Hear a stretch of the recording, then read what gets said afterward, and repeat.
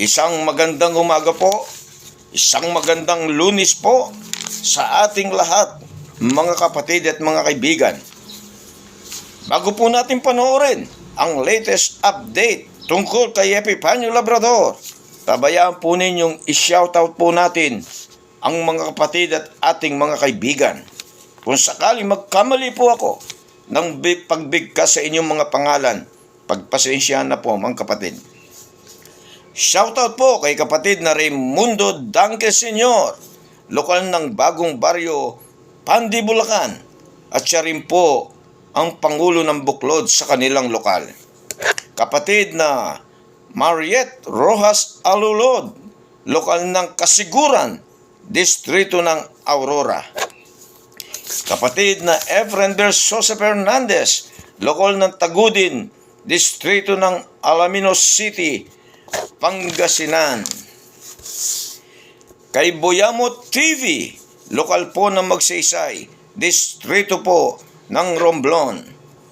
Kapatid na Loverton Vlog, at kay kapatid na Teresita Villanueva, lokal po ng Isabela.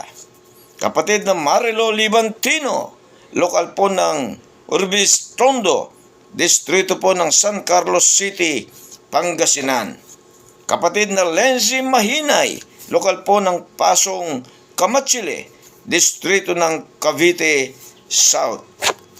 Kapatid na Wilson Kirante, lokal po ng North Signal.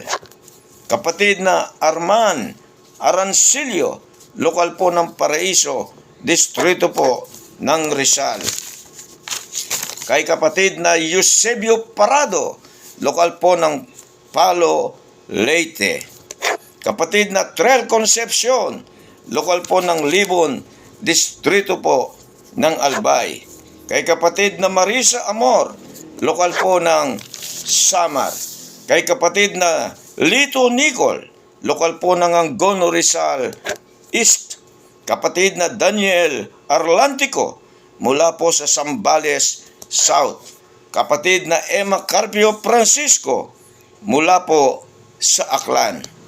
Kapatid na Hilda Molina, lokal ng Agsaw, Magdiwang, Romblon.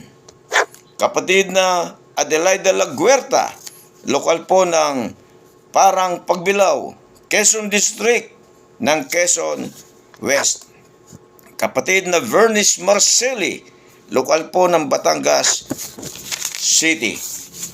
Kapatid na Nilda Yokte Cabrillos, kapatid na Malen Malmaril, lokal po ng San Pedro, Laguna. Kapatid na Gemma Sarmiento Baroga, lokal po ng Ramos, Distrito po ng Isabela South. And the last but not the least, kapatid na Julimar Sekig, lokal ng Karanglan, Distrito ng San Jose City, Nueva Ecija. Maraming salamat po mga kapatid. Kumusta na po ang mga lokal na nabanggit at ang inyong mga distrito? Manatili po tayong mag-ingat at manatili sa paghahanda sa ating nalalapit na banal na hapunan. Heto na po, panoorin na po natin ang latest update tungkol kay Epifanio Labrador na ibibigay po sa atin ng kapatid na Tinig ng Karunungan.